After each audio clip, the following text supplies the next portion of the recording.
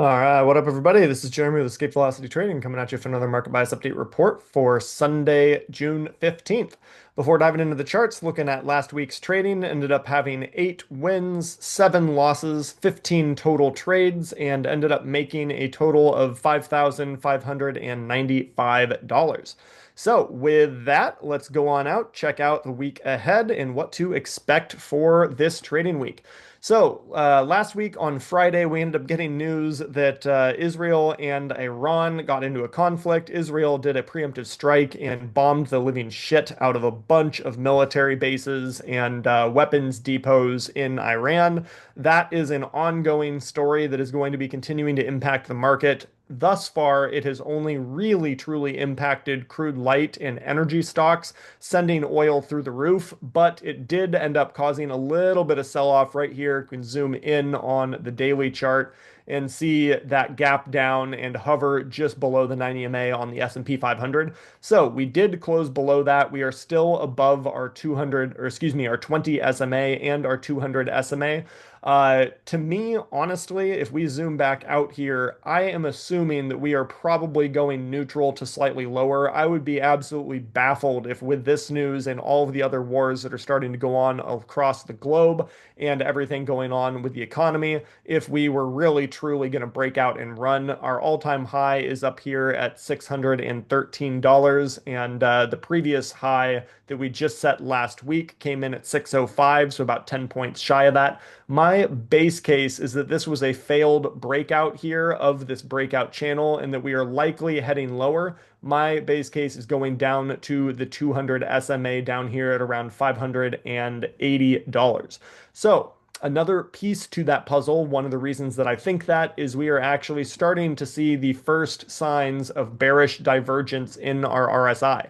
Bearish divergence is when the RSI starts setting lower highs while price has set new higher highs. So this is telling us not to believe the price action here and that momentum in this trend is slowing down and that sellers might be lurking at the top end of this chart. I am probably going to be one of those sellers here. If we break below the 20 SMA, which is currently at $595, if we break below that, I will probably short from there down to that 200 SMA. If that breaks, the next stop would be coming down to the 50 period SMA, down around 565. So I'm not sure how I'm going to play that yet, either using options to do a bear put spread or maybe just puts outright on the market on the S&P 500. If we go out to the triple Q, basically, this is going to look the exact same. We have the same slowing momentum and bearish divergence in our RSI chart.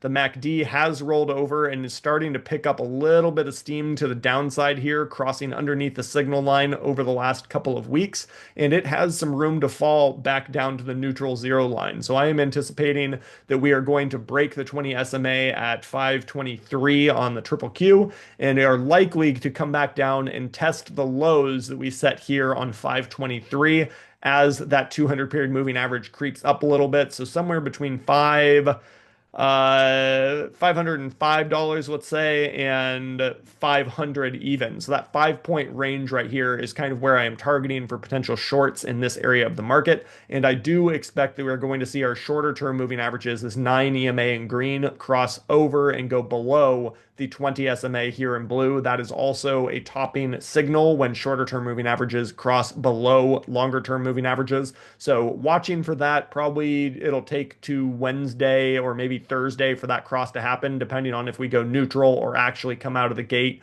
to the downside here tomorrow. But yeah, I am basically targeting T1 down to 505 on the triple Q. Going out to the Russell. Excuse me. The Russell's already broken the 9. It is sitting on top of its 20 SMA, and we have a longer term diagonal here that we had broken out above. I'm not really trusting that. I wanted to see it get back above this 200 period moving average, and it failed at that level. I have a feeling we're probably coming back down to test the 200 price point, not the SMA. So coming back down here to around 200 is my base case on IWM. And we still have that bearish divergence on our RSI, but not as pronounced, mostly because there was a little less strength here in the first place, so it didn't have as much to give up. But we are seeing the MACD cross over very, very similar to SPY and the triple Q, and I am expecting further pressure to the downside. If IWM does break down here, target one would just be really easy, coming down into that diagonal, testing it as support. And if that breaks, coming back down into the 50 period moving average here at $200. Going out to Dow Jones. Dow Jones actually crossed not only below its 9, but below its 20 and its longer term 200. Not a great look here. This one actually looks more bearish to me than the other three charts, and would probably come back down to test around $410 or $411, so about $10 or $11 worth of movement to the downside here to test that support level. This one actually looks like a really nice potential shorting opportunity, so I'm going to be keeping an eye on the Dow Jones going into this week.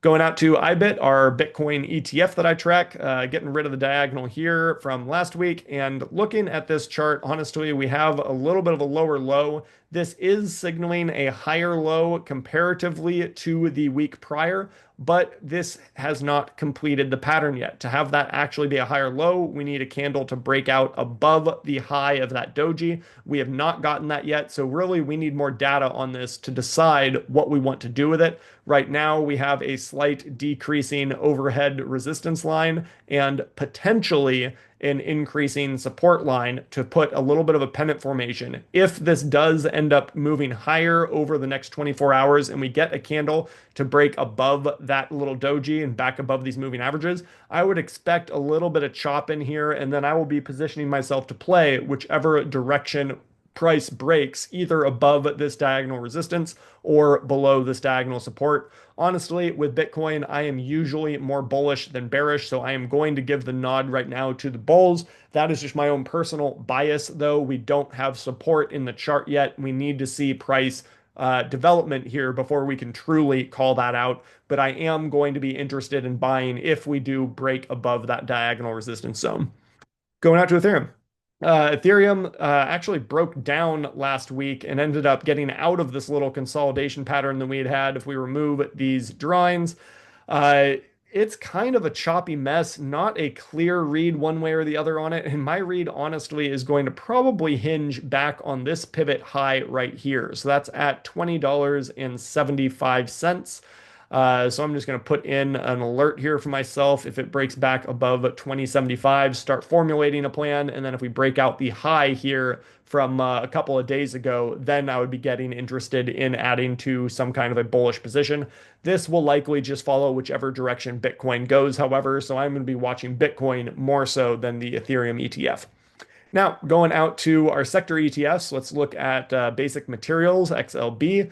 Right at our 200 period moving average, found resistance. I don't know if you can see this very well. I'm going to zoom in, but you'll notice these blue and purple dots on my chart. This is an indicator called an ATR stop that I really, really love. It's an ATR trailing stop, and I have it set to 1.3 ATR. And basically what that means is the ATR is an average true range. So you give the chart a specific amount of data, in this case 14 candles worth of data. It averages the average amount of price movement that happened on each day over the course of those 14 days or 14 candles. And then it tells you what the average movement on one given day is. So right here in the upper corner of my screen, you can see ATR is 1.11. So $1.11 is the average movement right now of XLB on any given day. So what this little purple dot means is that we got below and triggered in a bearish fashion below 1.3 of an ATR, so a 30% buffer below a normal day's movement. So we had been in an uptrend, and then we violated that uptrend by breaking that 30% buffer in price that I'd given it. So to me, I am expecting a breakdown to occur here. I'm going to set an alert underneath this candle low.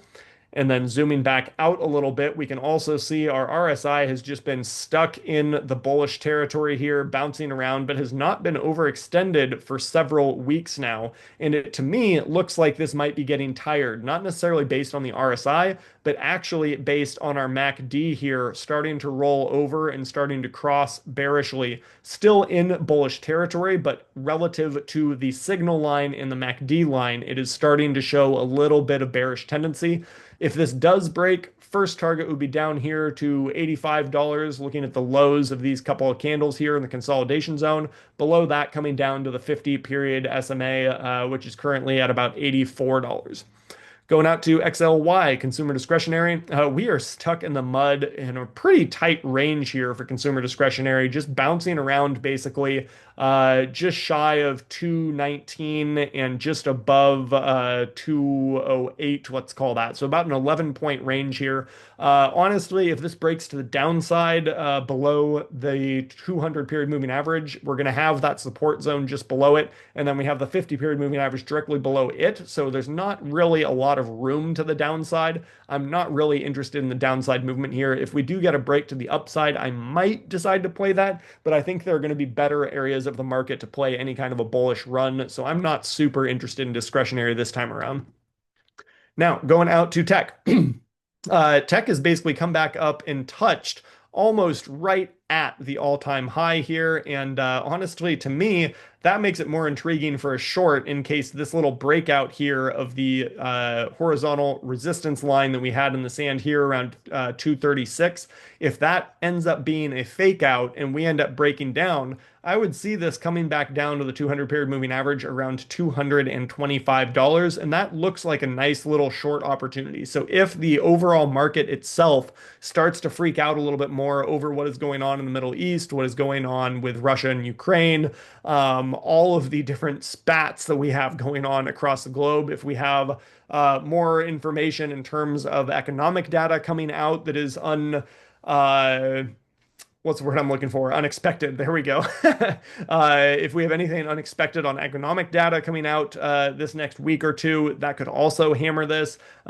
We do have a federal funds rate coming out this week on Wednesday. It is widely expected that the Federal Reserve is just going to keep rates at the current level. They're not going to be cutting. There's like a 5% chance based on the FedWatch tool that basically polls a bunch of different economists and pulls a bunch of data for it and crunches numbers for it. But right now, there's about a 5% chance of a cut and about a 95% chance that they just stay pat where they are. I am in that camp. I don't think they are going to adjust anything this time around. I think we are waiting until at least September for that decision to be made. So going out to XLE for energy, you can see the little pop on Friday. This was also, again, due to Israel and Iran and worries that Israel might start to target some of Iran's energy exports and infrastructure. If that occurs, we can expect that energy is going to go through the roof. So I'm going to be interested in monitoring that, but I'm not interested in doing anything on it currently. Going out to XLU. XLU, honestly, choppy mess. I'm not going to spend much time here. Doesn't look great to me in either direction, so I'm moving on. Going out to XLP. XLP consumer staples here. We did actually break down below the the 200 and the 50 SMAs here, and we have a little bit of room until our first support level. So our first support level comes down to 79 and then probably 78. So we have a couple bucks worth of movement here on that that would equate to about a 3% move, which isn't a lot, but consumer staples doesn't move a whole hell of a lot anyways. So honestly, not interested in this. I'm probably going to be shorting other places of the market if we do get a move. I did like tech way more than I do consumer staples for a potential short, so I'm going to be focusing on that if it does come to that. Going out to XLC. XLC looks basically identical to XLK. Slowing momentum, decreasing RSI, decreasing MACD, looking for that breakdown below the 20 SMA, which is currently sitting at 102.19. If we do break that, coming down to 99.50 and then down to 97.25 for target 1 and target 2. Going out to XLI Industrials. Industrials is actually shaping up for a potential short opportunity here. I'm going to put an alert just below 141. Let's call it 141.95. If we do get a price break below that, we have a tiny bit of support in here from the 140 to like 141 zone. But after that, it opens up and we can probably target down to 135 on a move. So giving us about a 7 point move there that would equate to about 4.5% move there by the time we enter that trade. So interested in a short potentially on XLI this week. Going out to XLF, XLF rolled over, actually was one of the worst performers after that news broke, actually closed towards its lows, rounding over here as we came into diagonal resistance. And it doesn't have a whole lot of room here, only a percent or two before we would hit a significant support level. So I'm going to leave this one alone this week. Going out to healthcare. Healthcare actually getting back above all of its moving averages, which is interesting to me. Only the 200 SMA on the daily chart is still above us, but we are overbought on the RSI, signaling there might be some profit taking, and we don't really have a good looking trade one way or the other. We've run for a week and a half or so straight to the top side, so I'm not interested in chasing that until we get a new pattern to develop, but right now, just not interested in what that has to offer. Going out to gold. Looking at gold here, actually, we did break out of our diagonal, and whenever gold has broken out of its diagonal resistance and given some kind of pennant formation or triangle formation like this in the past, it has ended up running. So if we take this and toss this out to a yearly chart, we can see we had a nice consolidation there. This one was more of a horizontal break, like right there. And this one was more of a horizontal break right here. And then we had a nice diagonal break right there as well. So two diagonal breaks and a couple of horizontal breaks. But every time gold has broken any of its overhead resistance zones here lately over the last year, it has run, and sometimes fairly significantly. So I am pretty interested in this. I'm going to set an alert here at 317.63, marking the high there, 63, 1763. There we go. So that'll just let me know if we end up breaking out of that zone, I might want to take some kind of a bullish position on gold. I'm going to add that to my short list. Going out to silver, silver honestly had a massive move the last couple of weeks, and because of that, I'm not super interested in chasing it. If we toss this one out to a long-term chart, you can see that we did just break out of a pretty significant consolidation zone here and really don't have anything in our way up until about 34.50, and then beyond that probably up to 36.50 and beyond. So it does look to me like silver probably is going to move to the top side over the next couple of months, but I'm not super interested in it this week just because it has already moved significantly. I want to see it chill out and give some kind of a high base here for a little while before I actually decide to do anything past long-term positions.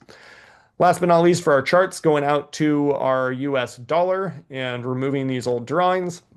Right now, honestly, until we get back above this diagonal resistance line, I'm not super interested. I want to get back above the diagonal resistance and back above the 50 period SMA on the daily chart, which I just set an alert at there at about $99.90. So not interested in this one way or the other until it breaks back above that zone.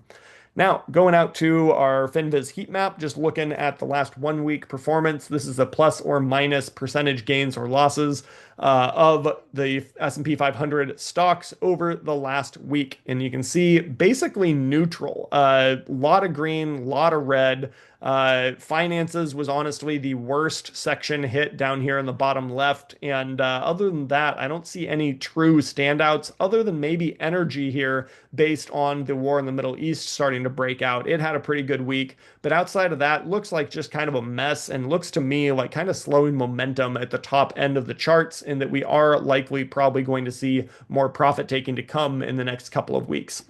Last but not least, let's go out and look at our Forex Factory economic data coming out this week. Nothing on Monday. On Tuesday, we have retail sales, which will be important to the market. And our big thing is going to be the federal funds rate and economic data for unemployment claims on Wednesday. So Tuesday and Wednesday going to be very important. And then again, Thursday, Friday, also nothing. So with that, guys, as always, trade safe. Let me know if you have any questions. Hit me up in the comments. Give me a like and share. I'd really appreciate it if this is helpful for you and your trading regimen each day or each week. And as always, I will see you next week with another update.